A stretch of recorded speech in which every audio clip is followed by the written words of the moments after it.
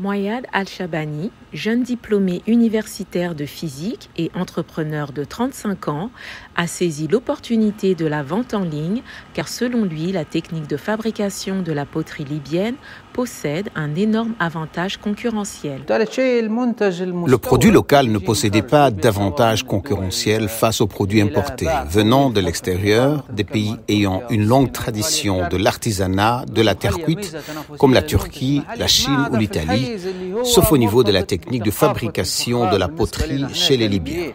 Ce trésor natal, très cher au cœur des Libyens, symbolise l'identité et le lien à leur terre. En bon entrepreneur, Moayad a répondu à cet amour et expédie des objets aux personnes de la communauté et à travers le monde. Les commandes se font directement sur des pages Facebook et Instagram dédiées, animées par une dizaine de personnes, de la vente à l'emballage jusqu'à l'expédition. Des machines d'emballage acquises par le jeune entrepreneur permettent de s'assurer que les produits arrivent sans une égratignure chez leur destinataire. Nous avons essayé de faciliter le transport des poteries vers les Libyens vivant à l'étranger, en Grande-Bretagne, en Allemagne, aux États-Unis et au Canada dans un premier temps. Et c'était un grand succès. Puis nous avons commencé à viser les problèmes liés au transport, l'emballage par exemple. On n'a pas de matériaux d'emballage de bonne qualité. Donc, dans le cadre du projet, nous avons investi dans des machines d'emballage. Ali Al-Zarkani, propriétaire d'un atelier voisin, aimerait lui aussi franchir le pas de la vente en ligne, mais il n'est pas encore outillé pour s'y lancer.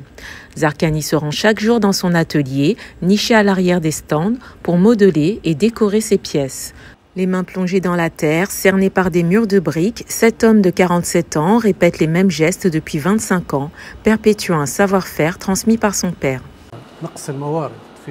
Il y a un manque de matières premières, on doit les importer, mais ça coûte cher, en plus d'une pénurie de la main-d'œuvre, faute d'écoles d'artisanat. Il n'y a pas de nouvelle génération, donc on doit s'appuyer sur les anciens qui, avec l'âge, commencent à arrêter. De plus, il y a la main-d'œuvre étrangère, d'autre part, la demande n'est pas stable. La fabrication d'objets à partir de la terre, de sa coloration et de son passage au feu date de plusieurs milliers d'années avant notre ère. Comme beaucoup d'artisans libyens qui souhaitent sauvegarder leur artisanat, Moayad et Zarkani espèrent voir la nouvelle génération prendre le relais.